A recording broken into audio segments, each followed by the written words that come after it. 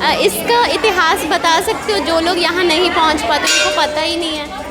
वृंदावन में एक्चुअली गोपेश्वर महादेव मंदिर बहुत ही पुराना मंदिर है, जैसे कि 5,500 वर्ष पुराना। आप यहाँ पे वृंदावन में आते हैं, अगर आप गोपेश्वर महादेव मंदिर नहीं आते तो आपका वृंदावन आना बिल्कुल व्यस्त है।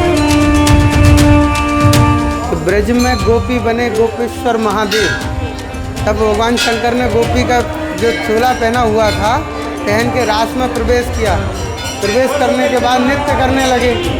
नृत्य करते करते भगवान कृष्ण ने पकड़ा कि ऐसी कौन सी सखी है जो मेरे ताल से ताल मिला रही है। तो ऐसी बजाई बंसी के सुध बुध बोले भोलेनाथ ने, सर से सरक गई साड़ी, मुस्काने लगे गिरधारी। यहाँ पे भगवान शंकर मात्र दर्शन के रूप से आए थे कि भगवान कृष्ण के दर्शन नित्य रूप से रोजाना करते थे। एक दिन भगवान शंकर कहने लगे कि प्रभु ऐसी आज कौन सी गलती हो गई जो कि आपके दर्शन नहीं हो पाए। जय शंकर। पंजाबीज लाइफस्टाइल के साथ जुड़े हो आप, मैं आपके साथ खुशबू शर्मा स्वागत करती हूँ आपका। आज हम आपको वृंदावन की गलियों में लेकर आए हैं। यहाँ पे एक मंदिर है जो कि बहुत प्राचीन है, गोपेश्वर मंदिर। इस मंदिर की क्या खासियत है या फिर इसका क्या इतिहास है वो हमें नहीं पता। पंडित जी का कहना है अगर आप वृंदावन आते हो, अगर आप इस मंदिर में नहीं आए तो आपकी जो यात्रा है वो पूरी तरह से सफल नहीं होती। तो इसका क्या इतिहास है, क्यों इसकी इतनी मान्य है, वो हम पंडित जी से बातचीत करके आपको बताते हैं। आओ चले। हमारे साथ गिरिधर गोपाल गोस्वामी पंडित जी हैं, उनसे बातचीत करते हैं।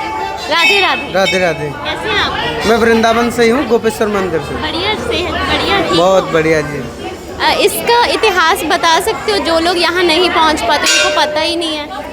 वृंदावन में एक्चुअली गोपेश्वर महादेव मंदिर बहुत ही पुराना मंदिर है, जैसे कि 5,500 वर्ष पुराना। आप यहाँ पे वृंदावन में आते हैं, अगर आप गोपेश्वर महादेव मंदिर नहीं आते तो आपका वृंदावन आना बिल्कुल व्यस्त है, व्यर्थ है। आप ब्रज में कहीं भी घूम लीजिए, अगर आप गोपेश्वर महादेव मंदिर नहीं आए तो आपका वृंदावन आना बेकार हुआ। अगर आप गोपेश्वर महादेव मंदिर के दर्शन करते हैं तो ब्रज के पूरे 84 कोस का फल आपको मिलता है। इसका इतिहास बता सकते हो इस मंदिर का? जी जी जी। यहाँ पे भगवान शंकर मात्र दर्शन के रूप से आए थे कि भगवान कृष्ण के दर्शन नित्य रूप से रोजाना करते थे। एक दिन भगवान शंकर कहने लगे कि प्रभु ऐसी आज कौन सी गलती हो गई जो कि आपके दर्शन नहीं हो पाए। अब दर्शन किस वजह से नहीं हो पाए ये भगवान शंकर को नहीं पता।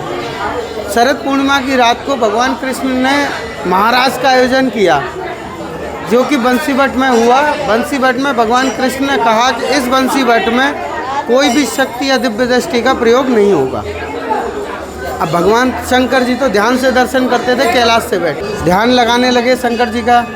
अब शंकर जी ध्यान लगाते लगाते वृंदावन आए, बट बंसीवट के अंदर उनका ध्यान नहीं जा पाया। तो माता पार्वती जी तैयार होकर जाने लगी। तो उन्होंने कहा कि प्रभु आप माता जी कहाँ जा रही हैं? मैंने आपको नहीं पता ब्रज में रास हो रहा है? मैंने मुझे तो नहीं पता, मैंने तो पूरा वृंदावन देख लिया, मैंने तो पूरा ब्रज देख लिया। मैंने मुझे रास हो रहा है, मैं रास देखने के लिए जा रही हूँ। तो माता पार्वती जी को रास का निमंत्रण था, जो कि वो भी एक गोपी थी। तो वह उनके पीछे पीछे चले आए शंकर जी कि पार्वती जी मना के हारी ना माने त्रिपुरारी।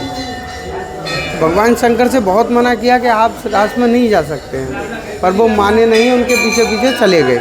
वृंदावन आए, बंसीवट देखा, बहुत ही सुंदर सज रहा था। तो भगवान शंकर कहने लगे मैं तो यहाँ तक आया पर मुझे यहाँ पे कोई दर्शन ही नहीं मिले।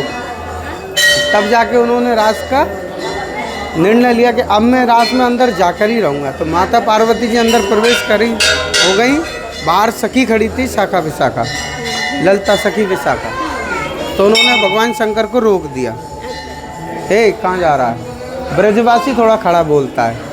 तो भगवान शंकर ने कहा गोपियों मुझे भी दर्शन करने हैं, मैं दर्शन के भाव से अंदर जा रहा हूँ। मतलब आप नहीं जा सकते प्रभु, आप पुरुष हैं, ऊपर से बाबा जी हैं, भस्म लगाए हुए हैं, आपको देख के सारी गोपियाँ डर जाएंगी। बट मुझे तो दर्शन करने ही करने हैं, मतलब आप दर्शन नहीं कर सकते तो मुझे कोई उपाय बताइए, मैं बिना दर्शन किए नहीं जा सकता।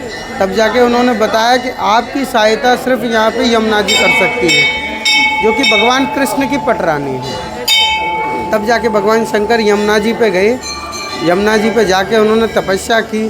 तब यमुना जी ने उनको अपना श्रृंगार दिया। तब भगवान ब्रज में गोपी बने, कि ब्रज में गोपी बने गोपेश्वर महादेव। तब भगवान शंकर ने गोपी का जो चोला पहना हुआ था पहन के रास में प्रवेश किया।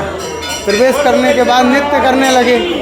नृत्य करते करते भगवान कृष्ण ने पकड़ा कि ऐसी कौन सी सखी है जो मेरे ताल से ताल मिला रही है। तो ऐसी बजाई बंसी के सुध बुध बोले भोलेनाथ रे, सर से सरक गई साड़ी, मुस्काने लगे गिरधारी।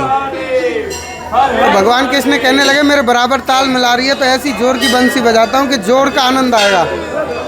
तो जैसे जोर से बंसी बजाई तो सर से सरक गई साड़ी। तो भगवान का नीचे नीचे लहंगा घूमने लगा, ऊपर ऊपर जटा घूमने लगी। जो भगवान मुस्कुराने लगे, आके झट से गले से लगाया, आइए गोपीश्वर।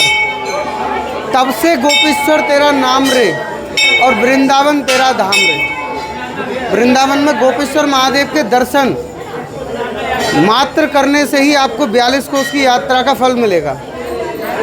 यह वरदान भगवान कृष्ण राधा रानी जी ने स्वयं दिया उनको कि ब्रज 84 कोस की यात्रा में से आज से 42 कोस के अकेले आधीन आप हैं मालिक। बहुत बहुत शुक्रिया, बहुत शुक्रिया। यहाँ का एक बार एड्रेस बता दीजिए, आना कैसे है?